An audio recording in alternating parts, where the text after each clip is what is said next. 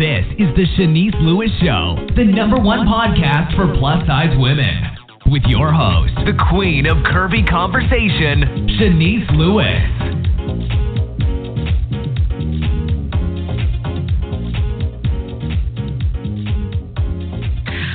Welcome to the show. I'm your host, Shanice Lewis. Today is a Monday, April 15th, 2019. Make sure you're following the show's social media pages on Facebook at The Shanice Lewis Show and on Instagram and Twitter at Shanice Show. And make sure you subscribe to the show and listen on iTunes, Google Play Music, Spotify, or your favorite podcasting app. Today we have a very special guest. Annette Richmond is a globetrotter and gold digger. She's a writer and advocate, the creator of Fat Girls Traveling and Fat Camp, as well as the editor-in-chief of Fat Girls Guide. As a digital nomad, she's currently and constantly on the move. After 2 years in 20 countries, Richmond hopes to continue to inspire fat women to see the world and be seen. Let's welcome Annette to the show. Hi, Shanice. Hi, thank you again for having me on the show. Well, thank you. And so you are true to your brand because right now you are currently on the road traveling. Is that right? Yeah, I just want to give you guys a heads up. I am in my Uber on my way to my next destination, so apologies for any background noise. But, you know, as a travel blogger, this is my life. I'm always on the road. Right. So thank you for multitasking today and being on the show. So tell us what your vision behind Fat Girls Traveling was when you initially started it. So when I initially started Fat Girls Traveling, my conception was just to have a space where fat women could be seen in a positive light, traveling the world. I follow a bunch of different Instagram profiles that feature female travelers, but very few of them feature plus-size travelers. And as a plus-size traveler myself, I would love to get featured on those sites, but I saw that they only featured women that looked a certain way. So I decided to do pretty much the opposite and only feature fat women on my Instagram platform.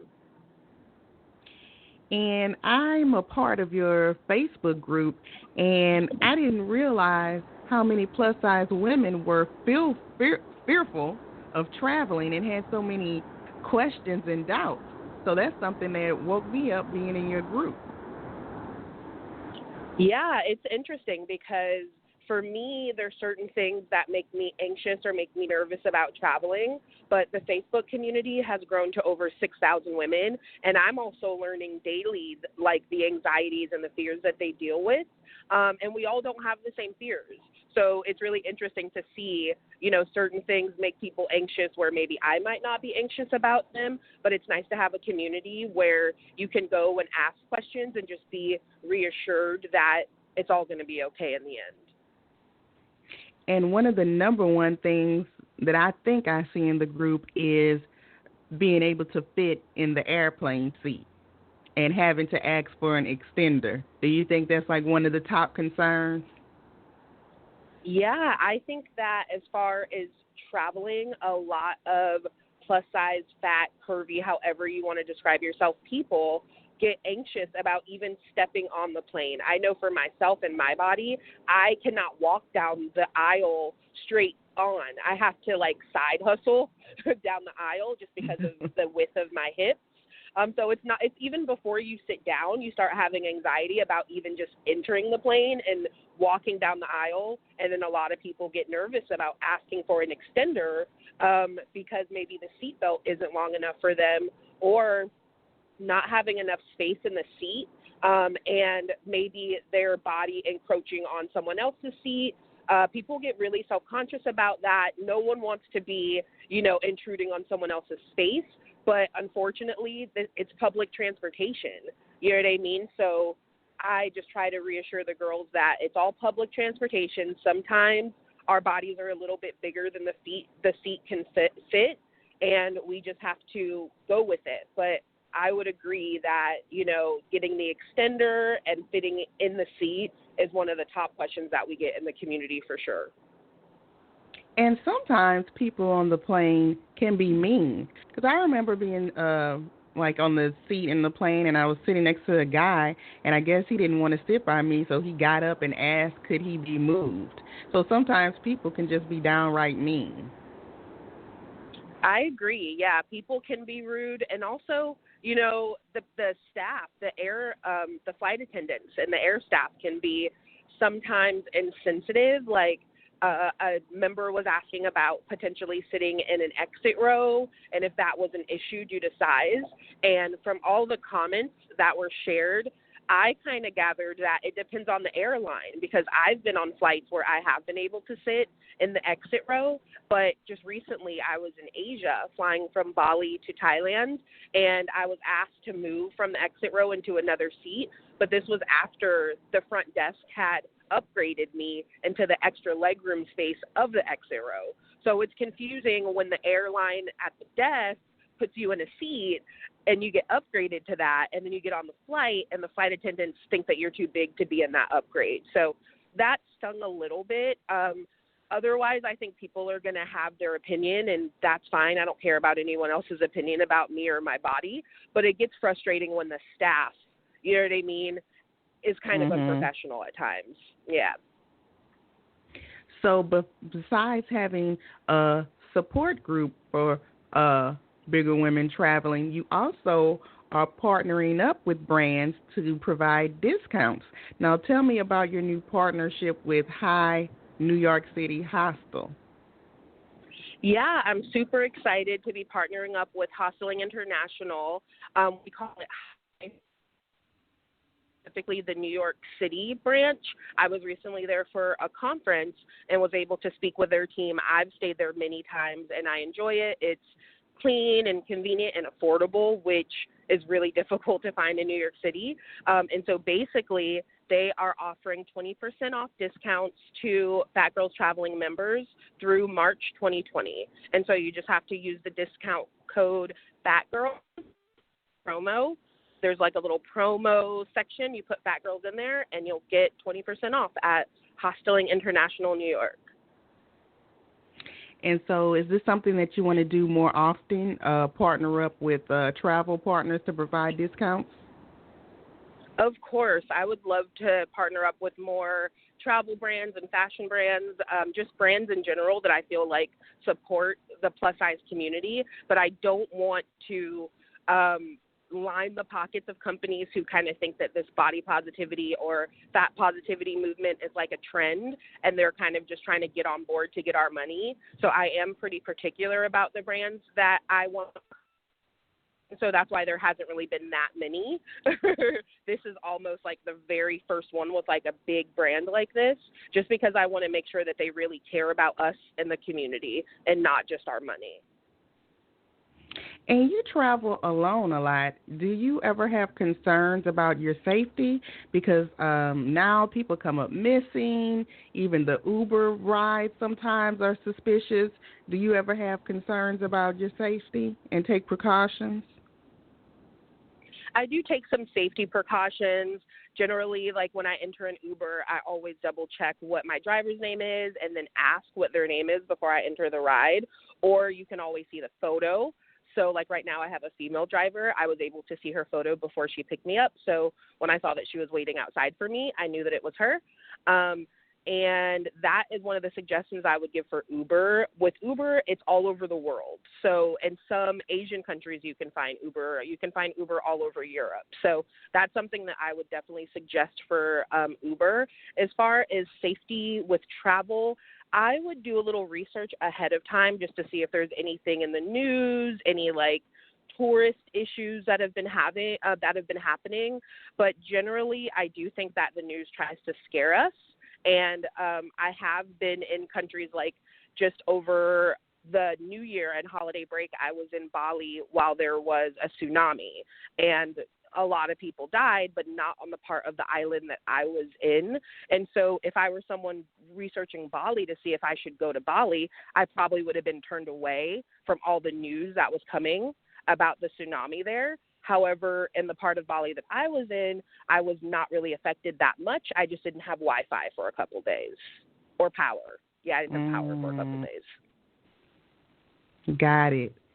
So besides being a expert on travel, you also are an editor-in-chief of Fat Girl's Guide, which is your travel, fashion, and lifestyle blog. Now, you have other contributors to that blog besides yourself, right? Yeah, I thought it was important to have a group of women help me create Fat Girl's Guide. I have my own personal blog where I talk about everything important to me. But for Fat Girl's Guide, I really wanted to be like a collective experience where we could answer questions in the Fat Girls Traveling Facebook group.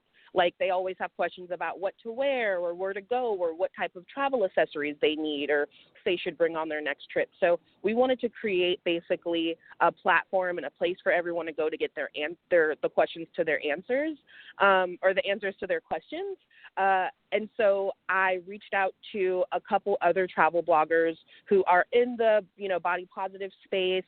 They have their own, platforms, and I thought that they would be great contributors.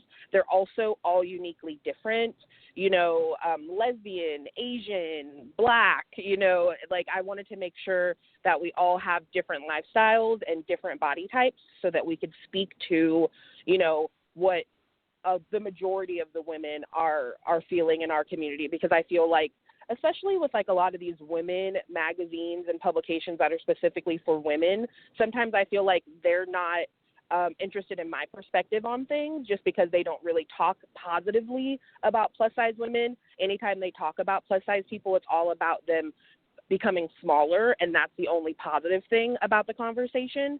And so I wanted to create a space where it wasn't just my opinion, but it was a collective contribution of what we think that members of our community could use. And so last year, you took another step and you launched the inaugural Fat Camp, and it was very successful. So now it's an annual event. Now tell everybody the concept of that event. Yeah, so the concept for Fat Camp is basically, I love summer camp. I went to summer camp as a kid, and it was one of the most exciting things I did every year. I also work at a summer camp as the office manager, and I worked at that camp for 5 years, and friends and family members had mentioned like, oh, that would be so fun if we could go to camp, or that would be awesome if there was an adult summer camp. So I decided to create an adult summer camp strictly for the women in my community in Fat Girls Traveling. And I wanted it to be the complete opposite of any of these like weight loss camps. I want it to be a place where we're not talking about dieting or losing weight or shrinking ourselves or minimizing our bodies, but we're talking about, kindness, being kind to our bodies, and tips about self-care and self-love. And all of those heavy things sprinkled on top of like classic camp activities, like, tubing or, jumping on the blob or pool parties, arts and crafts, tie-dye. This year we're actually going to be having a lip sync battle, and we're going to be having color war. So I wanted to sprinkle those important conversations in the middle of a day full of super fun activities where you can just like be yourself, meet new friends, have fun in the sun. And so that was the original concept, and it's kind of grown even more. Now, are you returning to the same location in Hendersonville, North Carolina? Yeah, we're going to be in Hendersonville this summer, and we are going to actually, starting next year, expand to even more locations. So this will be Hendersonville will be like our summer spot because I love that place and I love that camp. But after this summer, we're actually going to be extending it nationwide. And so we're going to be going to even more states and even more places. Nice. So last year, you were a part of a documentary that was shot at the event. Tell us about that. Yeah, so actually Vice reached out to me before camp last year and asked if they would be able to attend camp and just film it for a documentary. At that point, I think fat positivity and body positivity was on the cusp of being like as popular as it is now and kind of as trendy as it is now as far as like the buzzword body positivity. And so they were interested in kind of just seeing this and how it would play out. And they came to camp and they were able to not only, in my opinion, show how beautiful the campgrounds is and, you know, how much fun we had. They were able to have one-on-one conversations with some of the campers and get them to just kind of share their self-love journey and share what they were expecting to get out of camp and kind of what they were leaving with when they left camp. And honestly, I hadn't seen any of those conversations or any of those interviews before it aired. I only knew, like, they asked me a couple questions, they interviewed me a couple times. I only knew what I had said to them. So I was like sobbing when I watched that Vice documentary because it was really moving just to see how something that I created is just like a fun experience like really touched and changed so many girls who were able to attend last summer. And so that's my goal, is to kind of with Fat Camp is to have it be that helpful and motivating to everyone who attends. And so I think that the Vice documentary kind of showed me that the formula that I kind of created is working and is worth it. So you weren't nervous that they could possibly come and mock you or display you in a negative light at all?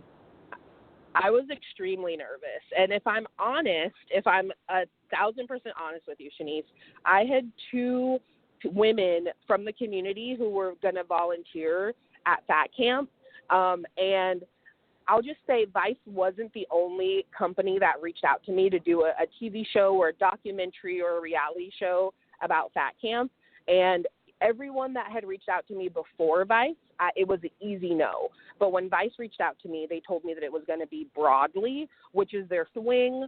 And so it was a calculated decision. And in my opinion, at that point, I thought that if Vice, you know, turned on us or tricked us in any way or made us look negative or like the laughing stock or the joke, then they would almost be turning on their audience, because I know that, you know, 60-70% of U.S. women are a size 14 or above, so they're considered plus size. If Broadly, if their audience is American women and they're making fun of the majority of American women, that wouldn't be good for their business. So for me, it was like a calculated decision. I'm knowing that if they kind of make fun of us, they're making fun of their audience, and that wouldn't be a good business decision for them.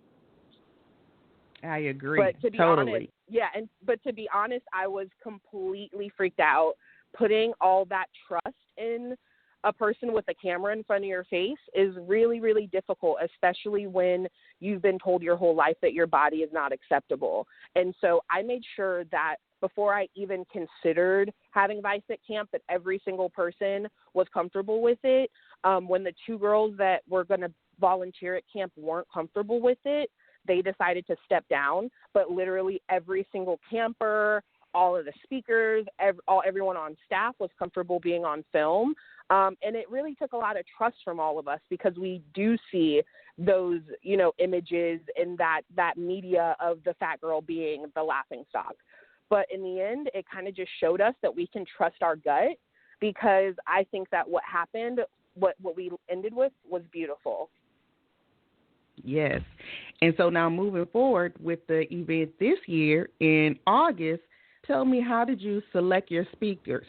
Did you have submissions, or did you reach out to people that you follow? It was a mix. I had people reach out to me and submit to kind of be a speaker.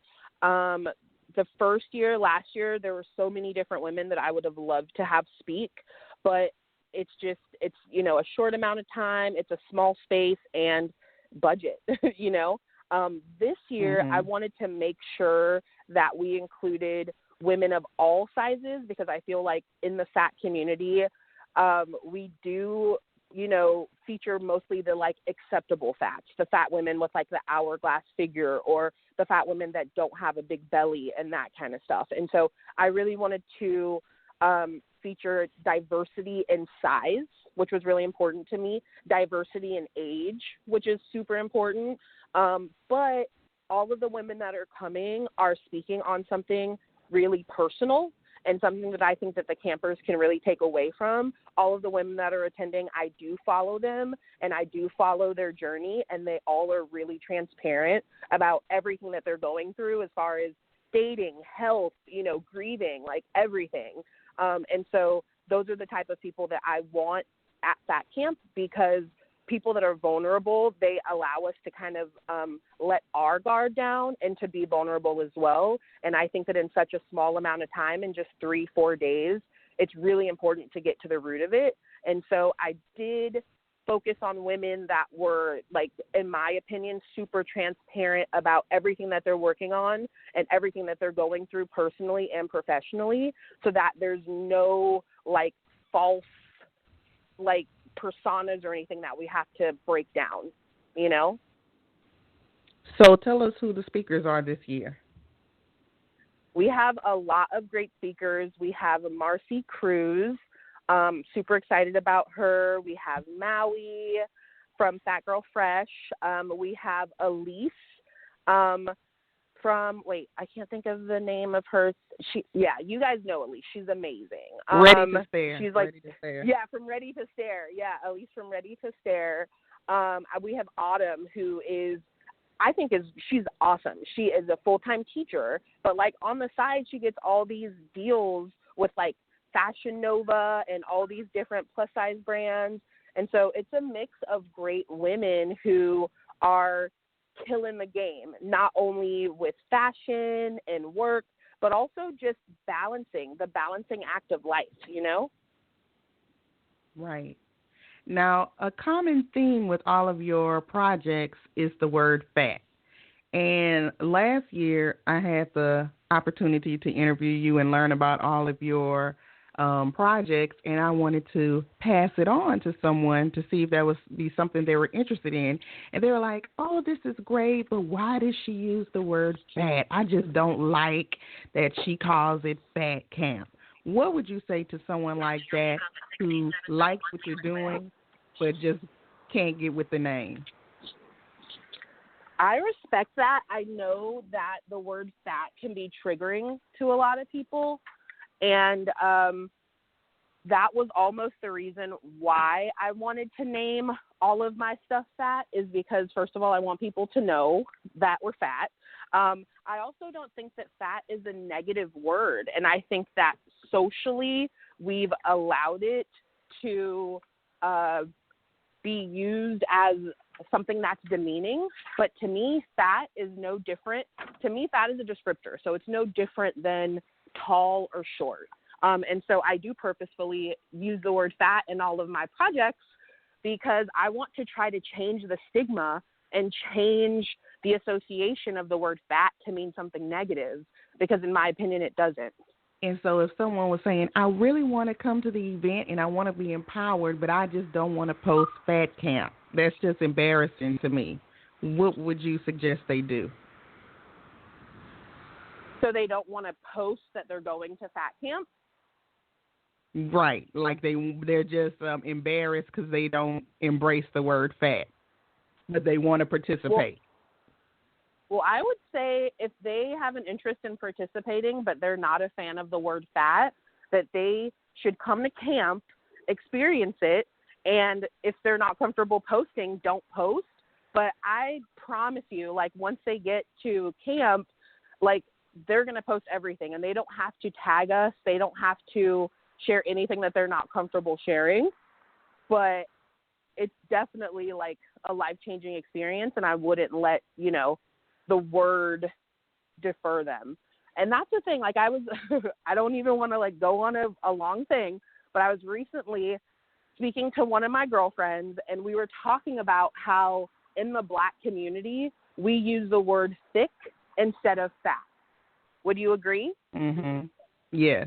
And so I think that, because I had a meetup in New York, and one of the ladies that came up to me was a sister, and she didn't know that I was the creator of the group.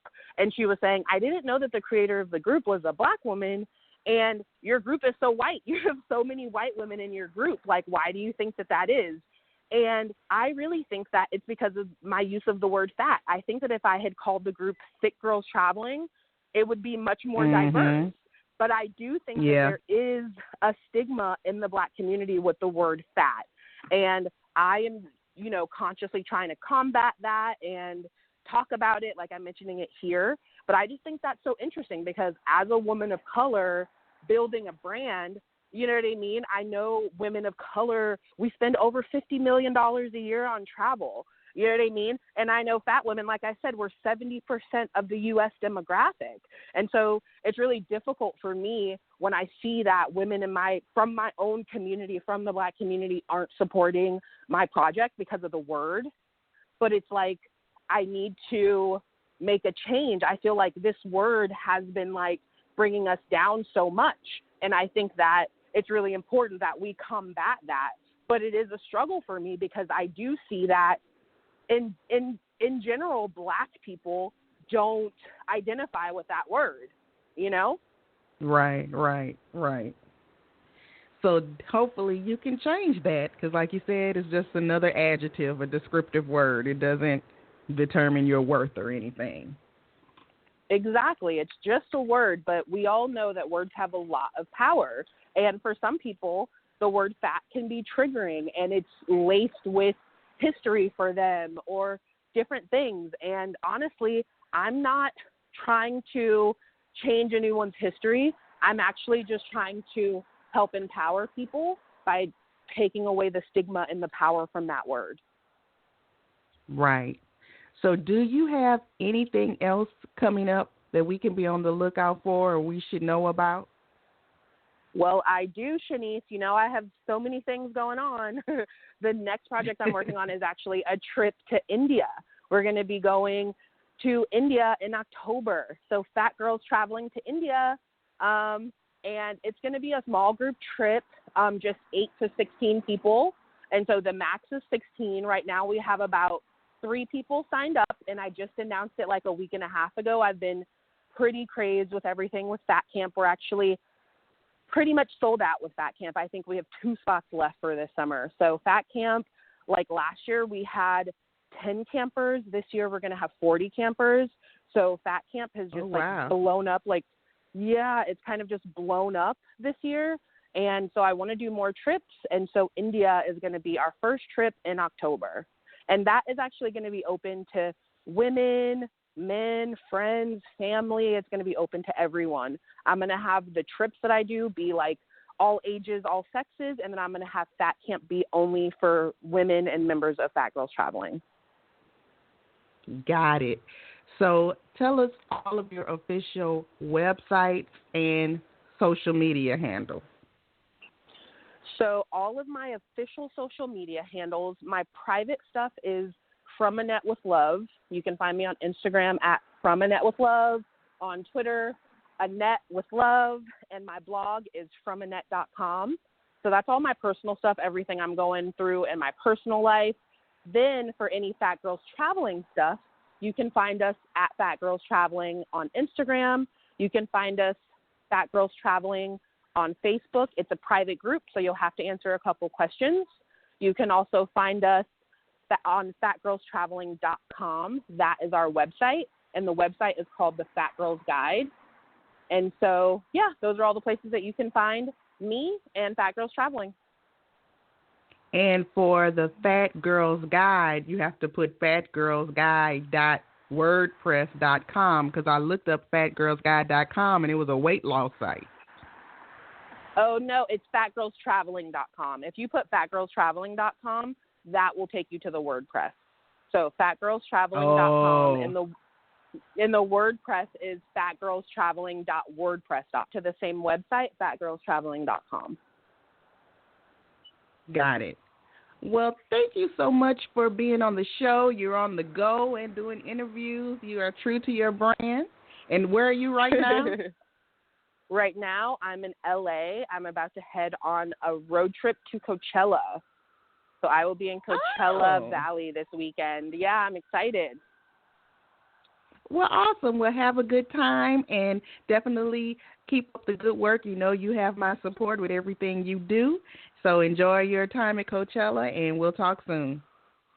Thank you so much, Shanice. I appreciate your support. Have a great day. All right. You too. Bye-bye. Bye. And thank you to my fabulous guest today, Annette Richmond. Make sure you follow her on all of her social media pages and join the Fat Girls Traveling Facebook group. I've been your host this evening, Shanice Lewis. Thank you for tuning in and supporting. Until next time, keep thriving in your curves and be blessed.